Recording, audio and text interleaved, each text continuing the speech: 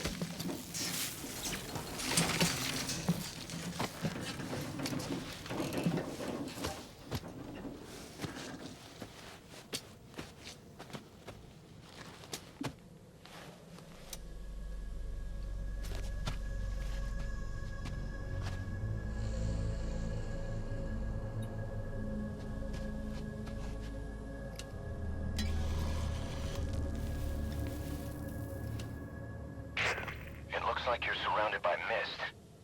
The support chopper can't get close to your position right now.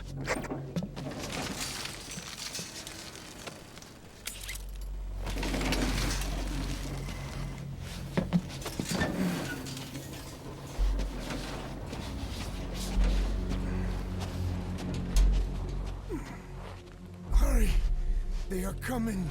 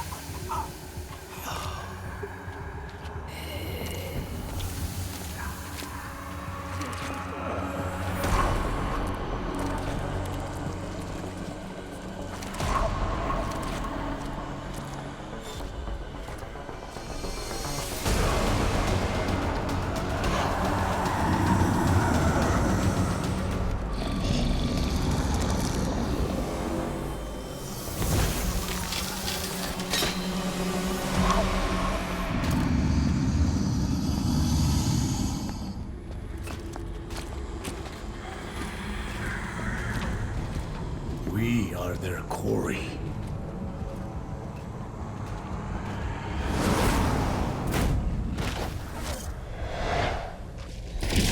¡Ay, Dios mío! ¡Corre! Bueno, papi.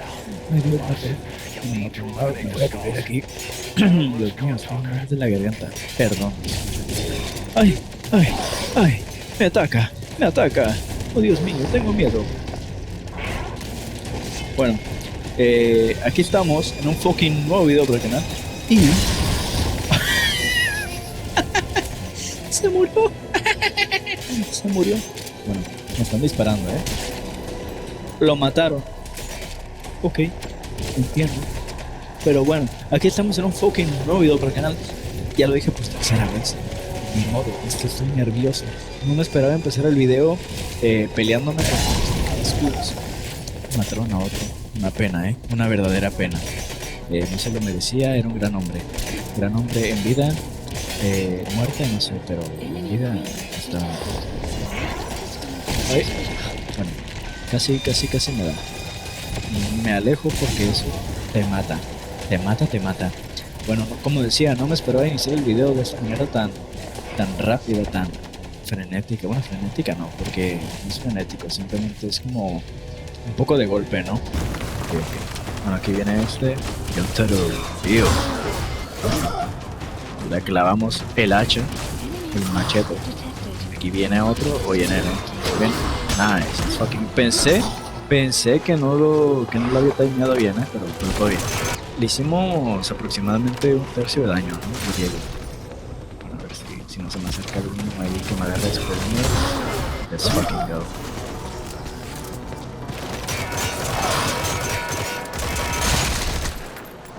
Bueno, ya se me acabó la balazo. Bueno, hoy, el diablo. Pero sí, como decía, no me esperaba entrar al juego y directamente pelearme con los fucking escudos. No me lo esperaba para nada. Aunque es cierto, ¿no? Según recuerdo, en la semana pasada, justamente aquí fue donde nos quedamos, que fue en el helicóptero con Code Talker, que lo fuimos a rescatar. Está por allá el viejito, si se acuerdan. Bueno, no sé si se acuerdan, definitivamente lo tuvieron que haber visto, pero está por allá, no está con nosotros en este momento. Está tumbado por ahí diciendo, a mí no me metan en sus problemas, por favor. Yo lo entiendo perfectamente. Yo, si fuera un viejo que no puede ni caminar solo, tampoco querría pelearme contra fucking superhumanos que simplemente no se mueren. Entonces, un poco de cuidado me está... ¡Oh, aquí hay un mortero! ¡Hay un mortero! ¡Let's fucking go, man! ¡Let's fucking go! ¡Ay! Oh. Bueno, no es posible. Pero bueno, aquí sí. 1, 2, 3. Y nos vamos. Corre. Yo me hice mucho daño a mí mismo, estoy al tanto. Pero era necesario, era completamente necesario. Hola. Ven. Nice. Sinceramente los C4 no son la mejor opción, pero así nos quitan un problema eso. Vamos a ir a ver vamos a ir a ver qué tal está Code Talker. Hola. Aquí está el pequeño, Oh my god, es buenísimo, ¿no? Acérquense, pequeño. Yo no estoy en moreno, no os preocupéis. Nice. Qué bueno que lo esperé, porque estuve a punto de apuntarle al otro. Y si lo hubiera hecho, pues habría estado un poco... ¡Uy! Y ya.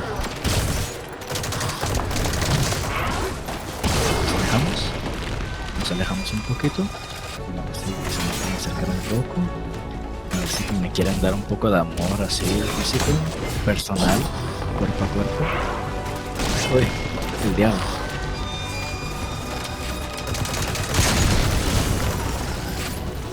Me va a pegar, me quiere pegar. Oh, let's fucking go. Me quería pegar, el hijo de su madre. A tu casa, perro. Bueno, ahí le pegamos. ¡Lo! Nice. Excelente, papi, excelente. ¡Ay! Ya. No, se están echando cositas, Ya no quieren mi amor. Ya no lo quieren, No lo quieren. Me lanzaron una piedra. Corre, hay que correr. Me voy a meter aquí, ¿por qué? Porque quiero pedir un reabastecimiento. Necesito cositas, por favor, y gracias. ¡Oh! Materiales. Excelente, papi, excelente. Cada día mejor. Voy a disparar, Me quiero disparar.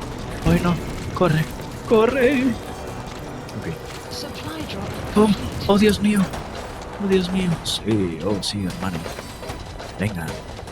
No sean tímidos, pequeños. No sean tímidos.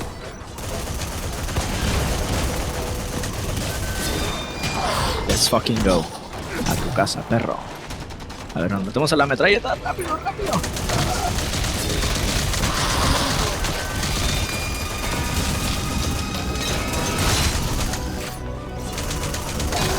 ¡Uy! Excelente, papi. ¡Ay! Se calentó la hija de perra. Se calentó. Lo suyo sería alejarlos un poco y después darles Darles mucho amor. A lot of love. A whole lot of love. Bueno, a ver si... Uy, es que yo usaría esta, pero es muy lenta. Ese es el problema. Ok, le damos a este un poco de amor. Ok, también a este le damos un poquito de amor. No hay problema, tenemos para todos. Uy, pero dale, papi, dale. Uy, no me dio. Es fucking dog. Excelente. Great work, boss. I'm coming in on another chopper. Helicopter. Get code talker to the LZ and wait there. Mission info Qué excelente, Bueno, funcionó, fue mejor de lo que esperaba, sinceramente. No me acordaba, para ser sincero, no me acordaba de que hubieran armas. De hecho, por eso mismo me puse a pelear contra esta gente, contra los Skull Soldiers, pues, como si nada. Precisamente porque no recordaba que hubieran armas alrededor. Bueno, ya estamos aquí con Code Talker. Lo vamos a recoger y posteriormente lo llevamos al helicóptero que está aquí muy cerca. Bastante bien, bastante excelente. Hola, Pequod, baja por favor. Vení.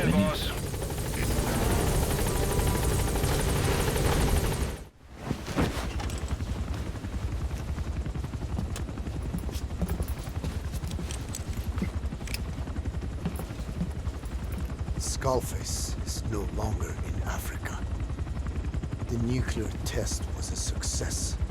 Now they turned their knives on me. Satellites didn't read any test. Neither did seismometers.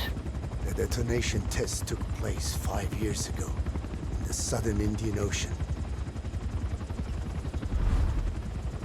The final test was the opposite, to prevent detonation. You mean? Skullface plans to sell nuclear weapons that he retains control of. It's not like hawking small arms to militias. Indeed. He plans to avoid detection by exporting minerals containing tiny amounts of uranium in the form of metallic archaea. Once on site, the metallic archaea enrich the uranium and weaponize it. Loaded onto all-terrain bipedal machines. They ensure any country, armed group, even the smallest terrorist cell, can become a nuclear power. Bipedal. So that's why they needed Huey. A nuke business to replace the arms business. And Skullface owns the market. The very atmosphere of nukes, anywhere and everywhere. Deterrence on all sides. So that's why he ran a non-detonation test. Yes. Another metallic archaea instantly overrides the criticality generator. It fails safe only he controls. Any such weapon can be deactivated whenever he chooses, regardless of who owns it or their intent to use it. Nukes. Controlled by a man, not a country. If they proliferate, conventional nukes lose all value. Political, military, and economic.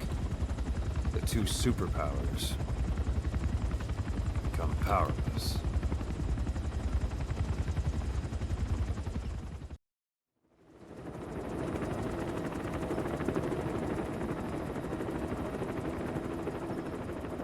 We need to stop the epidemic at Mother Base.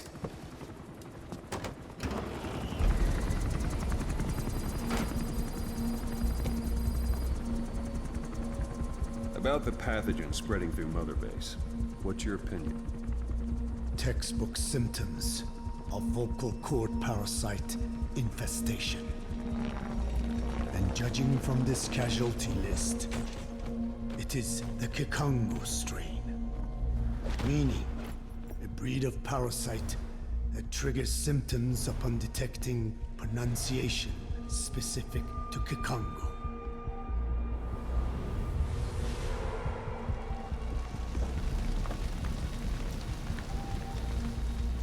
So how do we keep them from becoming symptomatic? Use this. A type of Wolbachia, introduced to a sample of the parasite. The parasitic bacteria that colonizes the parasites, turning male to female and preventing copulation. We must cultivate more.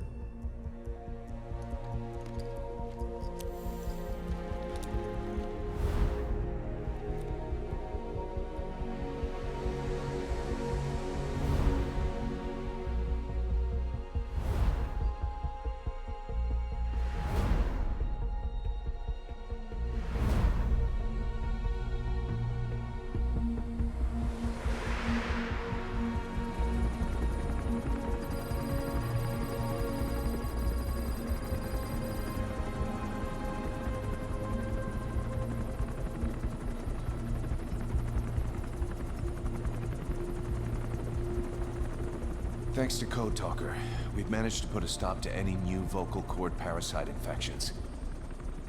We couldn't save those already symptomatic, but everyone who survived has been released from the quarantine platform.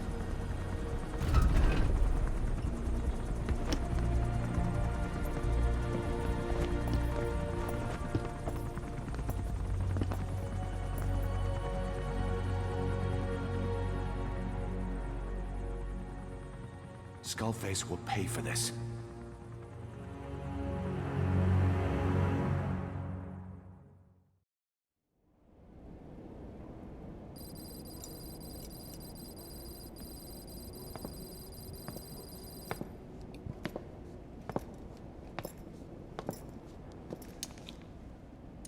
Again with the truth serum? What are those legs made of? Titanium? All the way to the femur.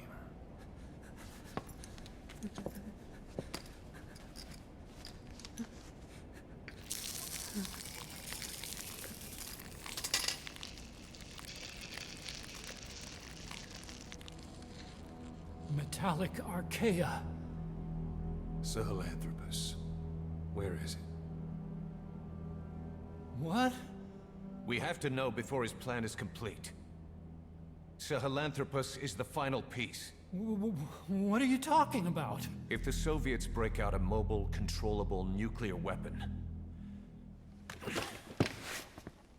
East-West relations will be right back at the Cuban Missile Crisis. The Cold War returns to life as countries without nuclear arsenals line up for what Skullface is selling. Nuclear weapons proliferate overnight, and on the brink of annihilation, the world maintains its balance. But we know this is all just a shield, a ruse. The cleansing parasites are what matter most. A WMD to eclipse even nukes, and the only one that can still be used. Skullface is the world's greatest threat, and Zero's. The pieces are in place. All that remains is to unveil Sahelanthropus in Afghanistan. They can't activate it without me.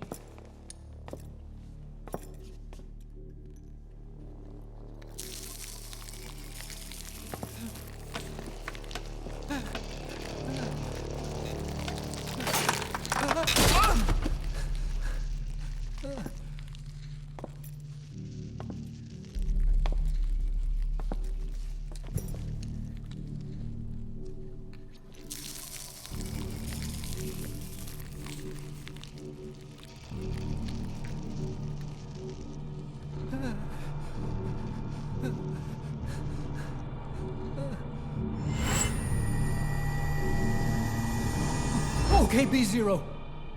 Sahelanthropus is beyond the Soviet base camp, in a lab built by the Soviet philosophers. That's what you're looking for. But I have no idea how he's controlling it. It wasn't designed to accommodate a human pilot.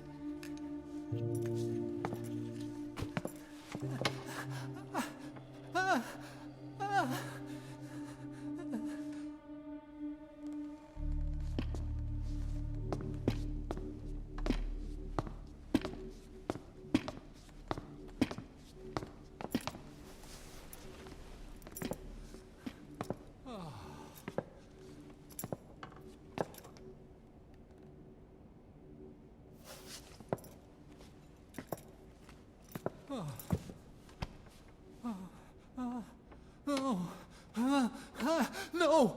No! Wait!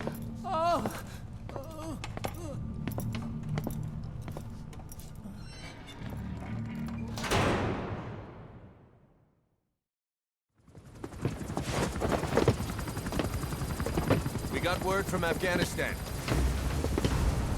Everyone at the Soviet base camp's dead. No sign of fighting. Parasites. Skullface's men then headed north. The target is OKB-0. That's where he'll activate Sahelanthropus. Unless we stop him, he'll go down in history a conquering victor. We can't let that happen. Wipe him out. Don't leave any trace of his existence. I'm gonna need backup on this one.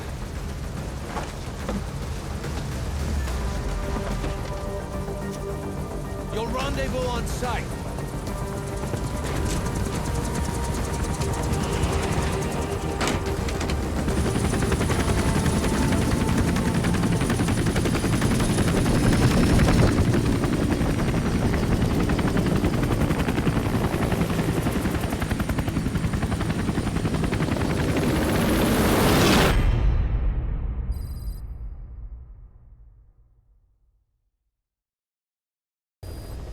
Pues bueno,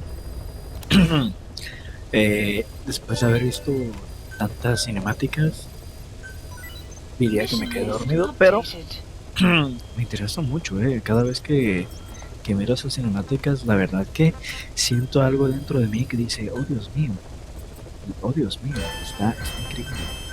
Pero bueno, yo diría que estaría bastante bien ir a hacer misiones secundarias para escuchar todos los cassettes que tenemos hasta el momento. Tenemos un total de 11 cassettes. Entonces, ahora sí, vamos a ver las misiones secundarias. Bueno, la misión principal la vamos a hacer en el siguiente capítulo, la cual sería Skullface.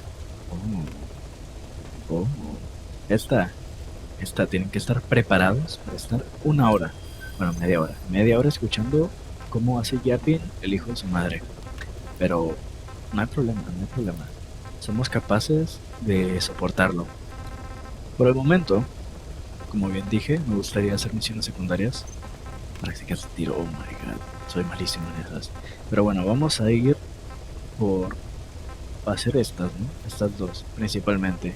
Los planos, hay que robar los planos y mientras nos los robamos, pues vamos a escuchar los cassettes, los bonitos cassettes.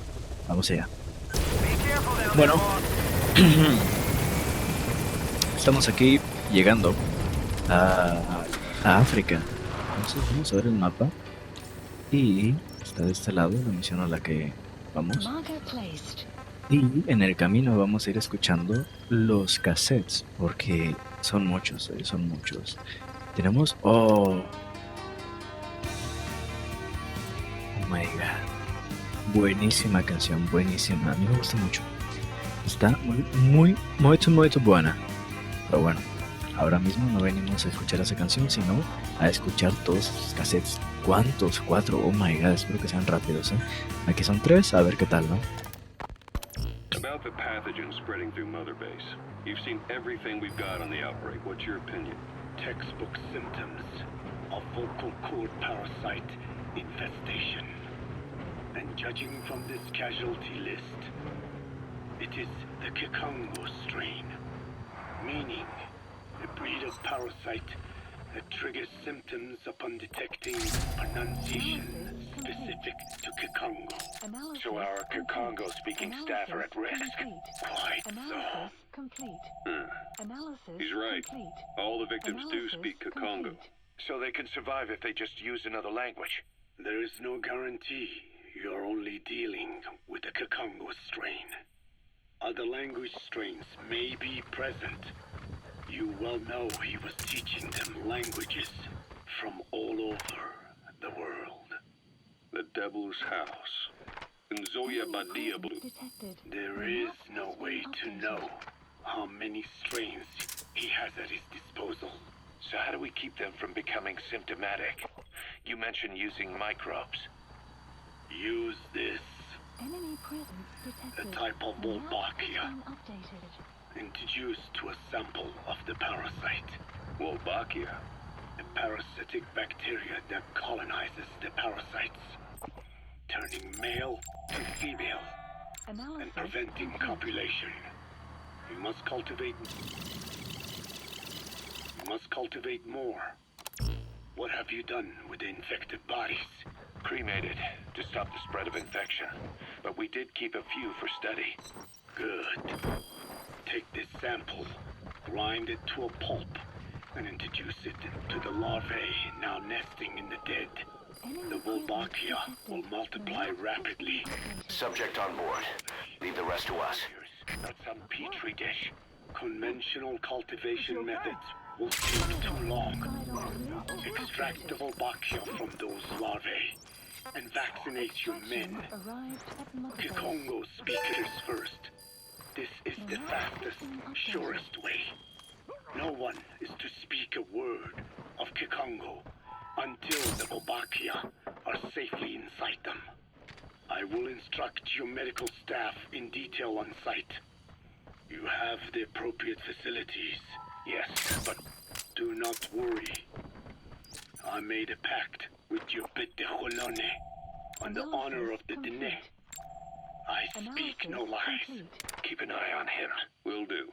Follow me. I'll take you to the medical team. Now, we must wait for the Wolbachia to multiply in the larvae. How is the disease transmitted? If it's carried by insects or rodents, then...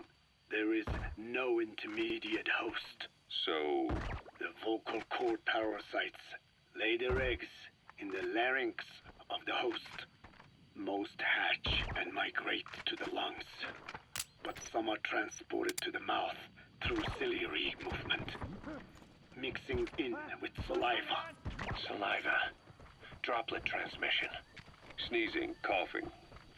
Any food or water containing infected saliva. It would spread fast. Indeed. And when the larvae migrate to the lungs, symptoms can resemble the early stages of a cold, making it easy to infect others. Meaning a simple conversation would be enough to pass it on. All right, so what happens after the larvae migrate to the lungs?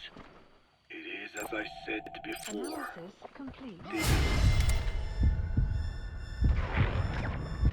By feeding on alveolar tissue. It is only then that noticeable symptoms appear in the host. And by that point, it's too late. He's infected everyone else. It's one hell of a weapon you've created. That is what Blagana wanted. Where are your friends? Something that would spread easily. In truth, he's not the reason. But we will discuss that another time. The Wolbachia have... He's coming too. Roger that. Preparing to extract them and begin vaccinating. But is this really the only way? Sure, it'll prevent infection, but the cost... You would rather remove their vocal cords? No. Tactical communication's the linchpin of what we do. What if we were to ban the use of Kikongo? Insufficient. First, there's no guarantee that only the Kikongo strain is here. Second, there is the matter of how the parasites lay their eggs before they can copulate. You gotta extract him. The pronunciation of a specific language for a period of time, like a container filling with water. But the duration between when He's coming too. Roger that. when the copulation actually begins varies from case to case.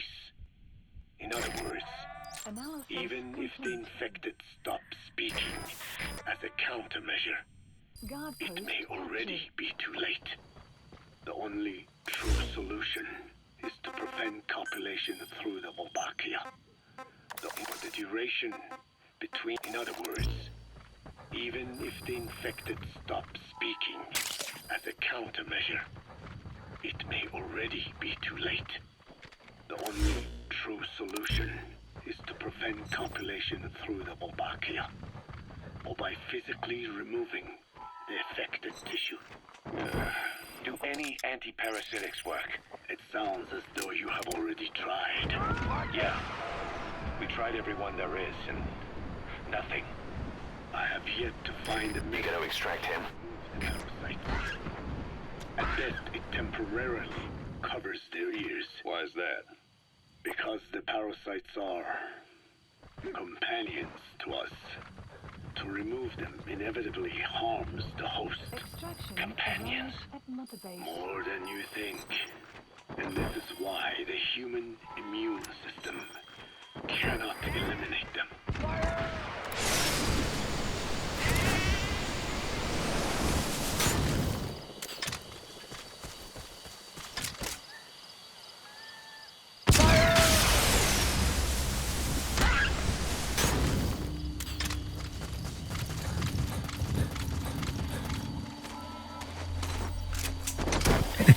Bueno, como pueden ver, traigo el brazo cohete.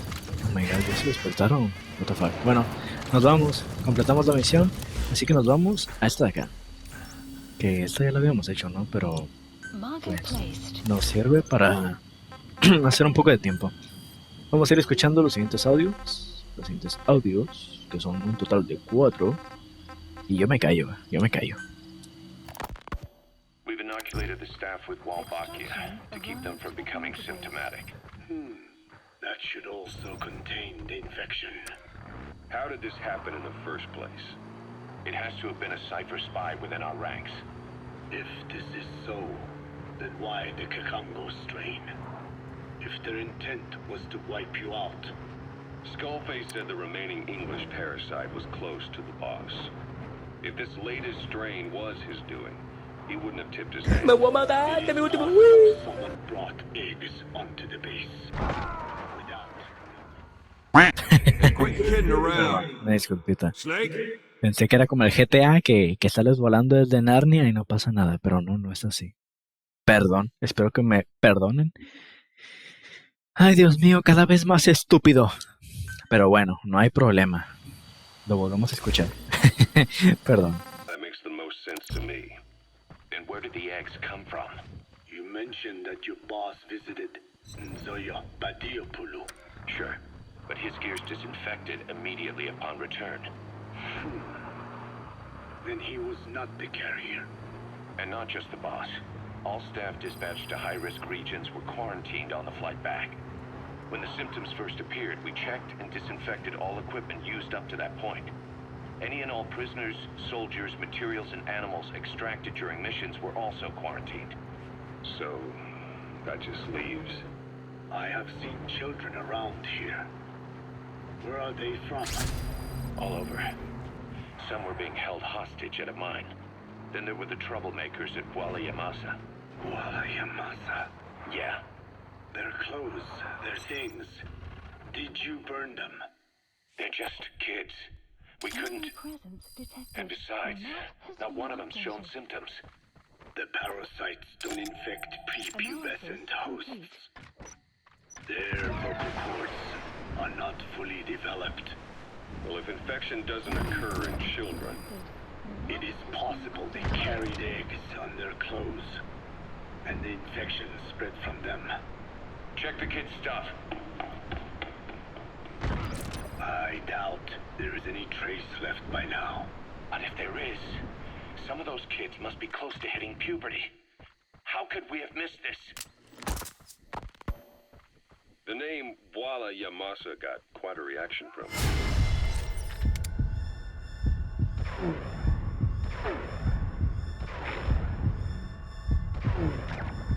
I'm guessing the Kakongo strain was released in that village. Cypher used that... The name Yamasa got quite a reaction from you. I'm guessing the Kakongo strain was released in that village. Cypher used that region to experiment with vocal cord parasite transmission. The Kakongo strain. The settlements around the refinery upstream of Yamasa were the proving grounds. They would infect one villager, then record transmission speed. Dangerous work. If they failed to contain the infection, it would slip into the surroundings. infections. At which point the world found out about the parasites, making them useless as a weapon. Analysis complete. Incredible they risk such a thing. Complete. The test site was densely populated too. Analysis A terrible complete. place for such experiments. No doubt, they thought burning everything would wipe away all traces. The settlements were covered in oil anyway. Who would wonder if one day they caught... Subject on board.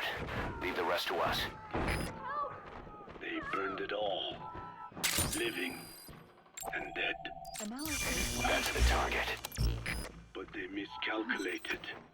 Transmission speed was far faster than anticipated. It may have been the temperature, or hygiene standards, or perhaps the parasites reacted quickly to Kikongo. Whatever the reason, nearly all villages were swiftly infected, and the settlements reduced to mountains. Okay, subject is in. Calculated. They burned it all, and so it did. And so, who would wonder if one day they caught fire? And so it did. They burned it all, living and dead. Those remains. But they miscalculated. Transmission speed was far faster than anticipated. It may have been the temperature, or hygiene standards, or perhaps the parasites reacted quickly to Kikongo. Whatever the reason, nearly all villages were swiftly infected, and the settlements reduced to mounds of corpses. Making matters worse, the dry season was ending. When it came time to burn the village, the Moneni River had swelled. Many of the bodies were waterlogged, Meaning they didn't burn completely. the corpses still contained viable eggs, and the larvae washed downstream. And when the people downstream drank that water, That marked the end for Walla Yamasa. I learned all of this at the mansion. I warned him of the risk of eggs getting out. And? We are prepared for any eventuality. I get it. Putting the oil field back online. The oil leaks, saner. They plan to pollute the river, prevent the spread of infection. But the oil flow was stopped, and downstream the people of Masa village started using the water again. The PF soldiers deployed at the village were locals, spoke Kikongo. They were infected, and the kids survived. I've heard enough. And who stopped the flow of oil? Don't. We did. That confirms it. The source of the Kikongo strain infection was Masa village. And the children brought it here. It is no one's fault. There is no blame to be cast. The parasites, they were tested in other regions? Their physiology requires that they be tested under varied conditions. Another test site was in Afghanistan. So it was the parasites there. Both the Pashto and Tajik languages are spoken in the mountains of Afghanistan, and population density is low. Ideal testing grounds for how accurately the parasites target only the specified language. It is also relatively easy to prevent the spread of infection. And the results? The first test, I am told, was a success. Once the Pashtun Mujahideen were infected with the Pashto strain, they were all but wiped out. The Hamid fighters at Smasei Fort. It was doubly successful. No Tajik Mujahideen or Soviet soldiers became symptomatic. So the parasites proved to be effective. What about the second test? Also supposedly a success. The Pashtun village was the target. However, the original aim was to obtain samples of the infected. In this, they failed. And the village? The Soviets enacted a standard scorched earth operation. That must have been the village where Malak lived, before being held captive at La Marjate Palace. Having had more time to think on it, Caution. Rain. the details approaching. shared with me may have been false. They are madmen who would do anything to cover up the truth. They certainly seem to like tossing their problems in the fire. As a boy, Skullface's life went up in flames. Perhaps that is what fuels his fixation with fire. Your Wolbachia stopped the infection all right, but I still don't get it. How can a few bacteria change males to females? I know they're only bugs, but... It is not such a rare thing in the natural world. Many insects and nematodes are infected with Wolbachia. But why? They nest in the cell cytoplasm of the host, even in the egg cells, with a result bring a born infected. Mother-to-child transmission. However, Wolbachia cannot nest in sperm because they do not have cytoplasm. So even a successful infection of a male ends after a single generation. This means the Wolbachia must resort to maximizing the population of infected females. Sounds like an ethnic cleansing campaign on a tiny scale. Gender change from male to female is their survival tactic. So more females means more Wolbachia carriers, so it can keep thriving in the following generation.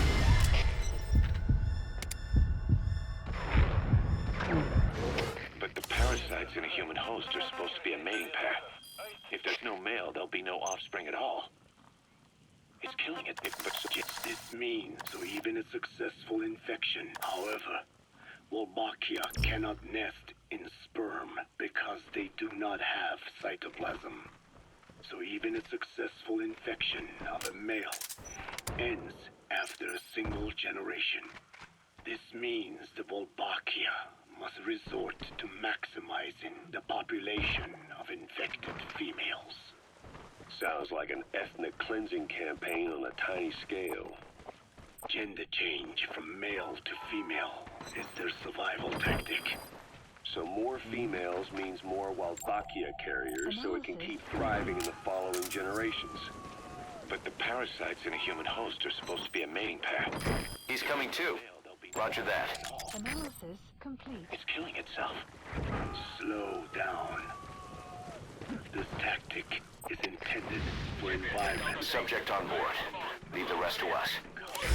Multiple females. Originally, the wolf. Your Wolbachia stopped the infection all right.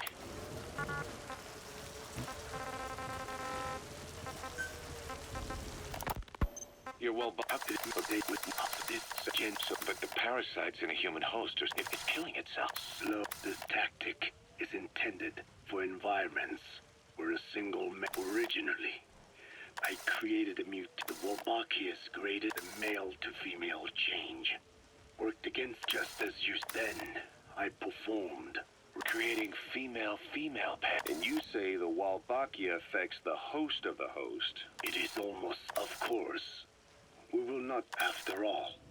Mammals with some Wolbachia strains can cause... Is that some cell deformity? Put simply, it means the altered sperm of infected males kill the female's egg on contact. And that's happened to us? Yes. And yet, what occurs in humans is not just simple CI. To date, there are no cases of Wolbachia affecting humans.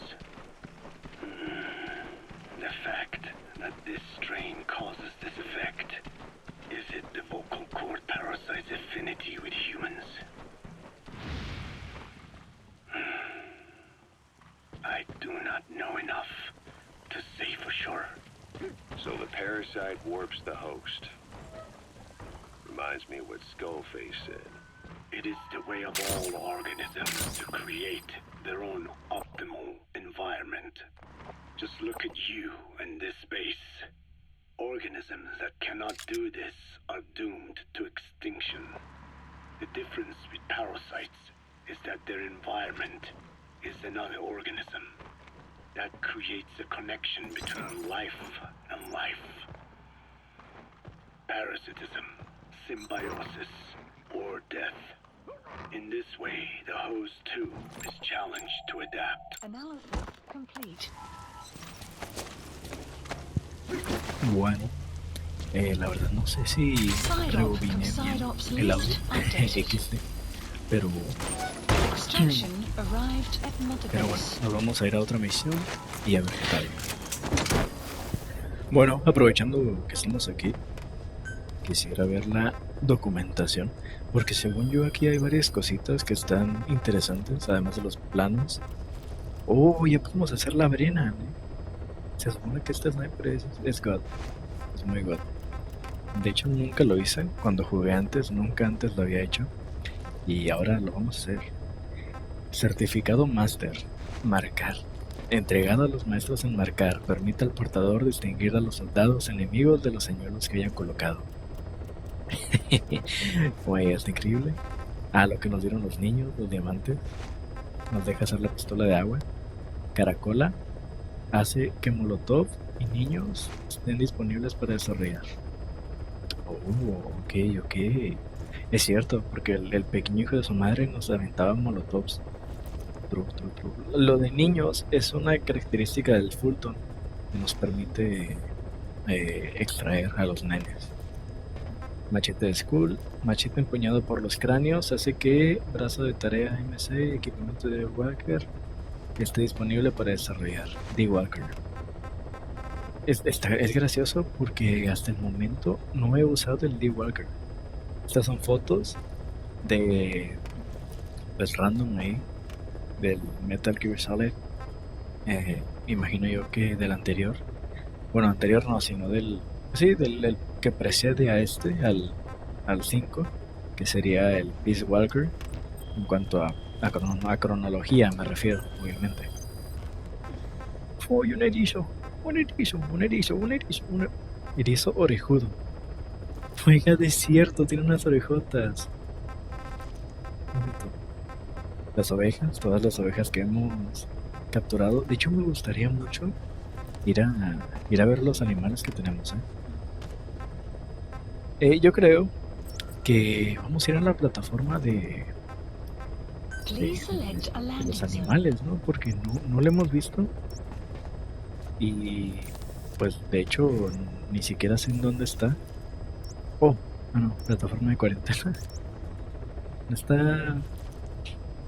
A la plataforma de conservación de animales. A ver, vamos a ir.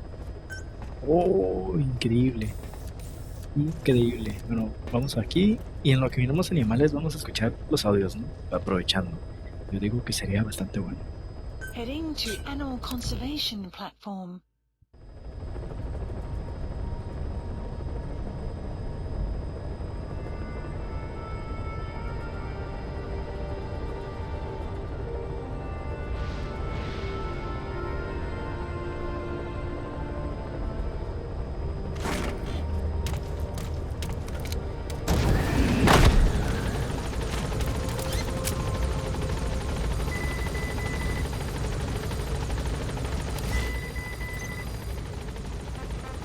Pues bueno, ya venimos llegando a la plataforma.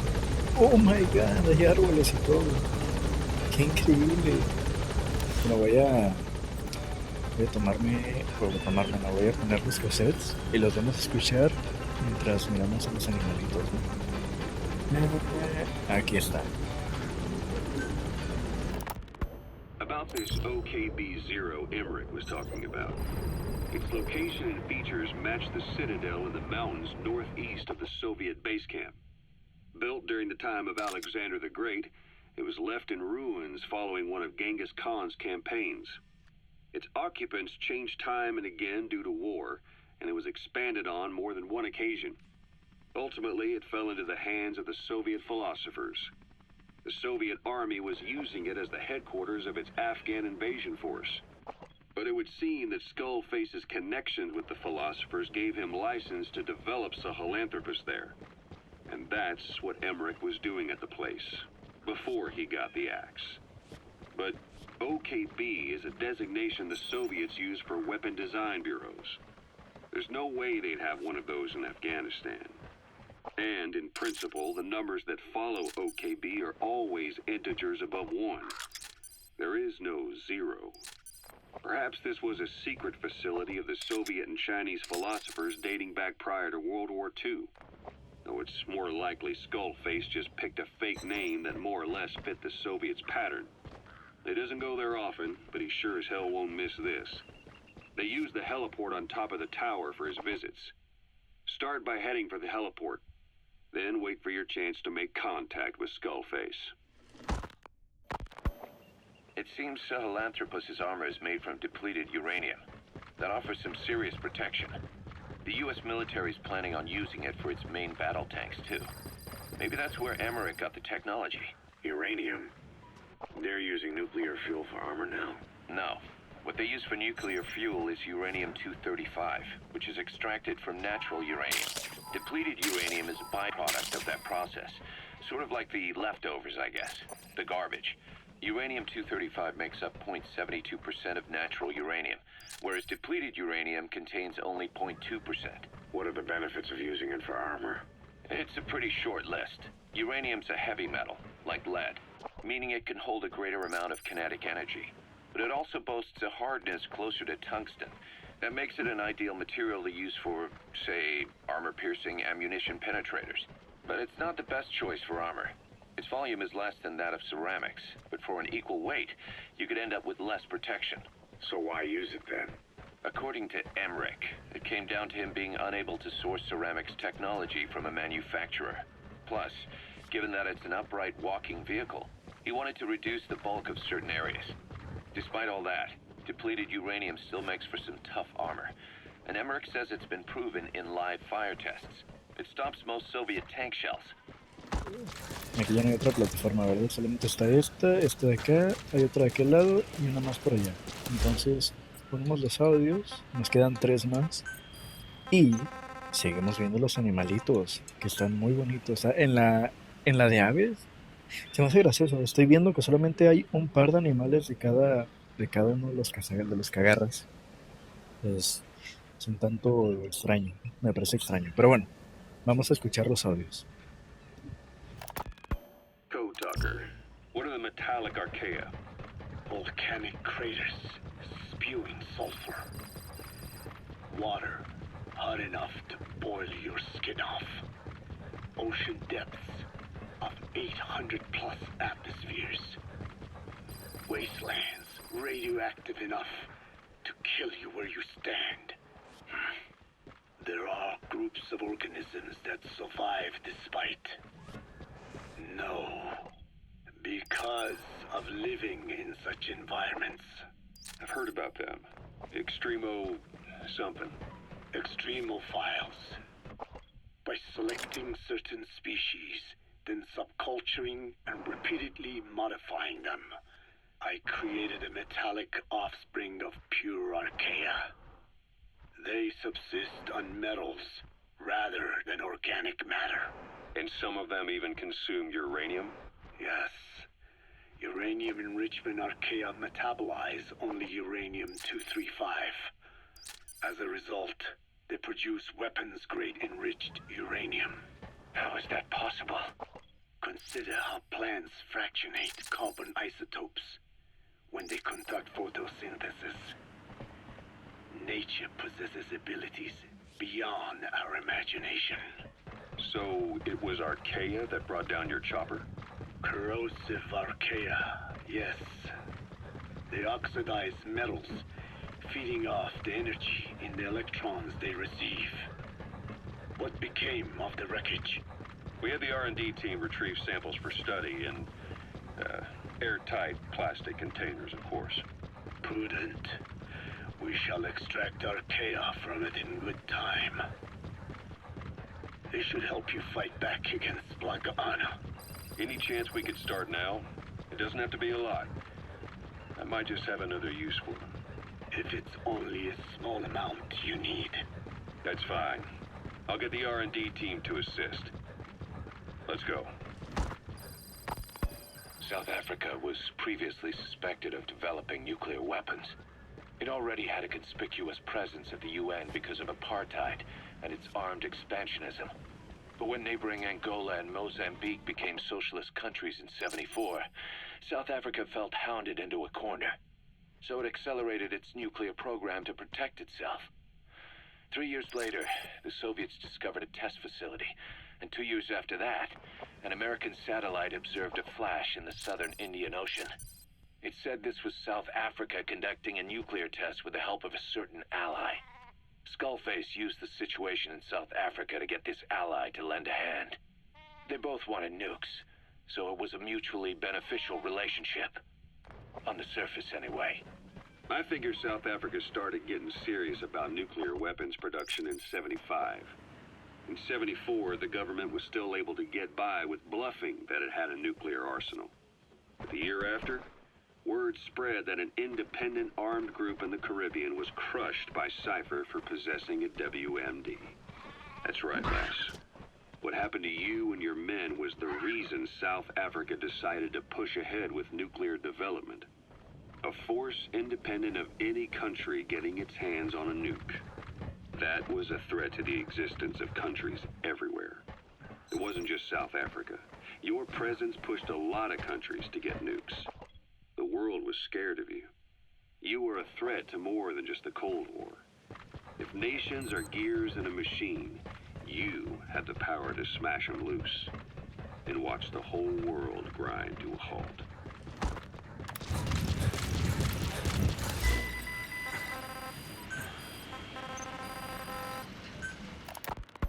Emmerich uses externally powered legs of his own design. It's bionics technology, a product of the U.S. military's failed attempt to develop a powered exoskeleton. All the wearer has to do is apply a little force, and the actuators continue the movement in that direction. But his legs are unique. Instead of using a hydraulic mechanism, the actuators run off metallic archaea. That increases the actuator's reaction speed and also enables him to lock and release the joints at will. The legs are a nifty little gadget, but they have two clear weaknesses. First, they're dependent on external power, maybe because he built them knowing he couldn't leave his lab. There's no internal battery. That's why they won't work if they aren't plugged in. Second, and this is more than just a weakness, the legs are directly connected to his bones. Could be to minimize signal loss and the orders output to the legs and the drive response from them.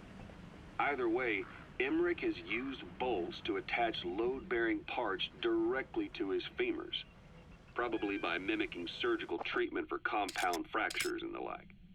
But the end result is those legs and his body are fused together, and that appears to be how he's able to move them so precisely. But that also means that any shock to the legs would be delivered right to his bones by way of those bolts. The same is true if he encounters the corrosive metallic archaea. If the corrosive archaea ate into the exposed bolts, they'd reach the endoskeleton parts and eat through them too in the blink of an eye. The doctor's bones are full of holes to accommodate all the bolts. They're like sponges. If he were to lose the reinforcing parts, even the tiniest bit of force or weight would snap his bones. So when I dangled those corrosive metallic archaea in front of him, he realized straight away what would happen. Life wouldn't be worth living if he lost those legs of his. I'd bet that is what the doctor fears the most. I just helped him imagine what it would be like. Thanks to that, I got the information we needed without either of us getting hurt. You know how he is. He's probably already over the shock.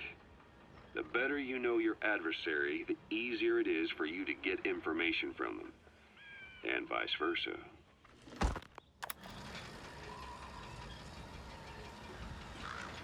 Bueno, papi, como pueden ver, agarré una iluminación tremenda, ¿eh?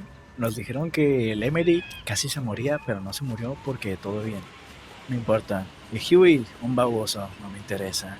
Pero bueno, yo diría que aquí vamos dejando el video de hoy. Espero que les haya gustado. Si les gustó, no se olviden dejar su like, comentar, suscribirse, obviamente, dejar la picarle a la campanita para que les salga cada vez que haga, que suba un videito.